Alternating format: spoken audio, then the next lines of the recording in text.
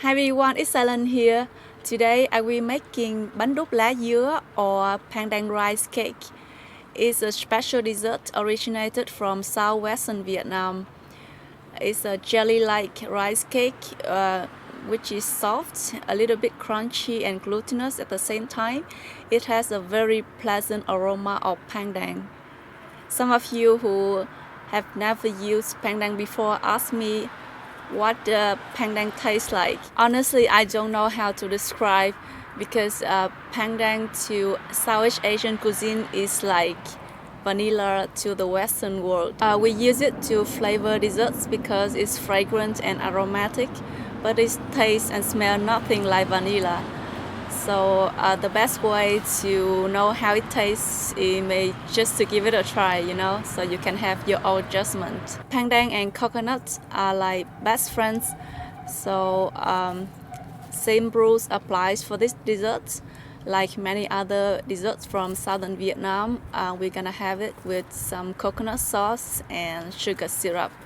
So let's begin.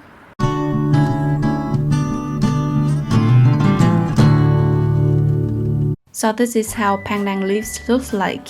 It's a long green palm-like leaf, which you can buy fresh at Asian store.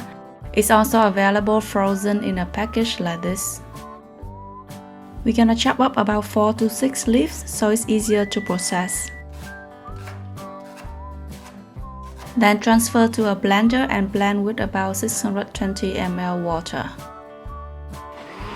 Then strain it through a mesh strainer to extract the green juice. The green color is so beautiful and it's natural. It's also very aromatic. You will get 600 ml pandan juice. To make the rice cake, in a large mixing bowl, combine a quarter cup of rice flour and a quarter cup of tapioca starch. This is optional, but you can add 2 tablespoons of mung bean starch. It will make the rice cake a little crunchy. If you don't have it, it's okay. Then add 600 ml or 2.5 cups of pandan juice. Also add about 2 tablespoons of sugar and a pinch of salt. You're gonna serve the rice cake with some sugar syrup later, so just add a little bit of sugar just to make sure that the rice cake isn't too tasteless. I also add a few more drops of pandan extract to make the color more vibrant, but you don't have to. Stir well and microwave for 6 minutes. Remember to take out and stir well after every 2 minutes so that the starch won't settle at the bottom of the bowl. After 6 minutes, the batter will turn into a paste like this. Stir well again to have a smooth paste. If you don't have a microwave, you can also use a stove. Just keep stirring when cooking on medium heat until it turns into a paste like this.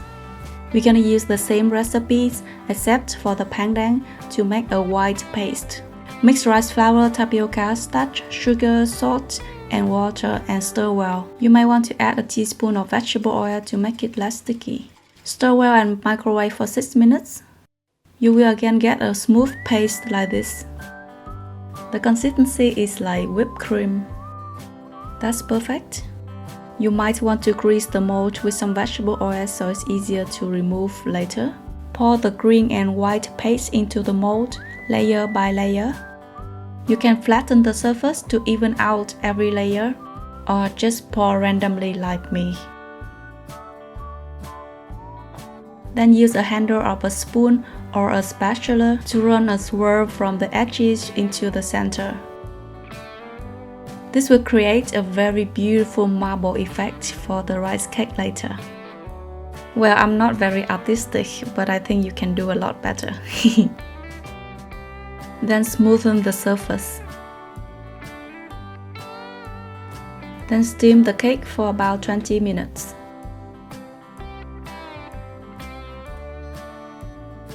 To make the sugar syrup, in a saucepan, combine 6 tablespoons of brown sugar with 3 tablespoons of water.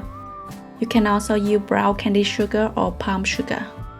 Also add a pinch of salt to mildden the sweetness. Occasionally swirl the pan to help the sugar and salt dissolve completely. Mix a teaspoon of mung bean starch or tapioca starch with 3 tablespoons of water. Stir well to dissolve and add to the syrup to thicken. Cook until the starch slurry turns translucent. Then turn off the heat and transfer to a bowl. To make the coconut sauce, in a saucepan dissolve 2 tablespoons of sugar with 1 cup of coconut milk. Also add a pinch of salt and bring to a boil. You can also tie 2 pandan leaves into a knot and add to the coconut sauce to make it more aromatic.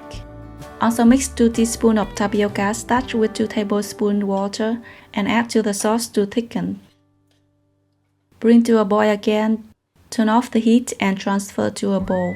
After steaming for 20 minutes, the rice cake is kinda set, but it still jiggle a lot when you shake it.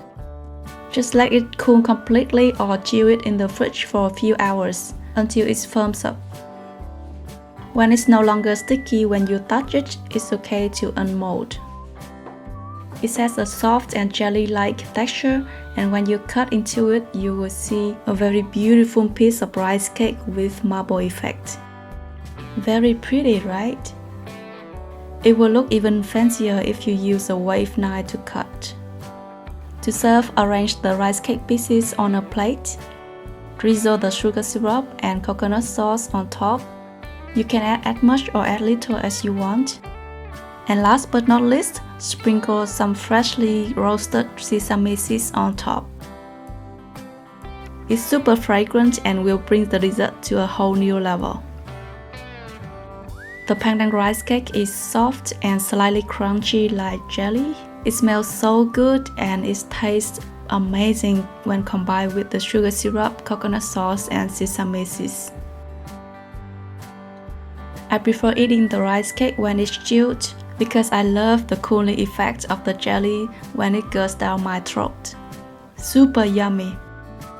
Actually, the marble effect is just optional. The original pandan rice cake only has one color, which is green, but I had really lots of fun making the marble pandan rice cake. So I hope you're gonna enjoy making it too, and don't forget to click like and subscribe. Thank you for watching. Bye bye!